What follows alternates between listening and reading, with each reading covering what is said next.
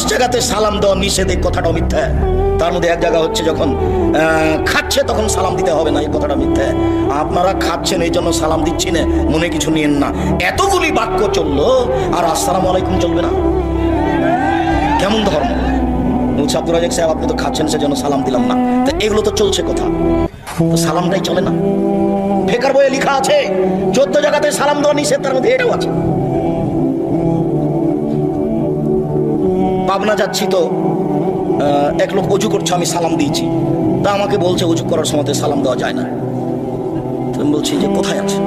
আছে। কোথায় আছে? আছে। তারপর অনেক কথা, আল্লাহ মাফ করো, উঁচু করার সময় সালাম দেওয়া যায় না, এ কোন কথা? রাসূল সাল্লাল্লাহু আলাইহি ওয়াসাল্লাম বলছেন যাকে চিনো তাকেও সালাম দিবা, যাকে চিনো না তাকেও সালাম দিবা। মোবাইলের রিং হচ্ছে, অন করে আপনি সালাম দেন, হিন্দু হোক, মুসলমান হোক, বৌদ্ধ হোক, খ্রিস্টান হোক, সে যেই হোক না কেন, ডোম হোক, চামার হোক, হাঁড়ি হোক, সে যেই হোক না কেন, মুচি হোক, মেথর হোক, আপনি তাকে সালাম দিবেন। যদি আপনি নাম্বারে চিনতে পারেন যে হিন্দু, তাহলে আপনি সালাম দিবেন না, তাহলে আপনি বলবেন জি ধন্যবাদ, কি বলছিলেন। যদি আপনি চিনতে না পারেন, সে যেই হোক, পশু প্রাণী, গরু ছাগল, যে আপনার সাথে কথা বলছে, আপনাকে আপনি তাকে সালাম দিবেন। রাসূল সাল্লাল্লাহু আলাইহি ওয়াসাল্লাম বলছেন তুমি যাকে চিনো তাকেও সালাম দিবা, যাকে চিনো না তাকেও সালাম দিবা। হাদিস তো বুখারী মুসলিম, এটা আপনি কি বুঝলেন? মোবাইলের নাম্বার দেখে আপনি চিনতে পারছেন না, অতএব আপনাকে আর বিবেচনা করতে হবে না।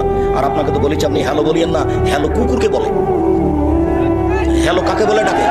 কুকুরকে বলে ডাকে। কই, আমি তো আপনাকে কোনোদিন বলিনি হ্যালো, আমি তো আসসালামু আলাইকুম বলি। সবাই যে বলছে মাওলানা সাহেব বলছে, তো মাওলানা সাহেব বলছে, তো আমি কি করবো? আমি বলিনি কোনোদিন, আমি হ্যালো শব্দ ব্যবহার করি না। হ্যালো বলে কুকুরকে ডাকে।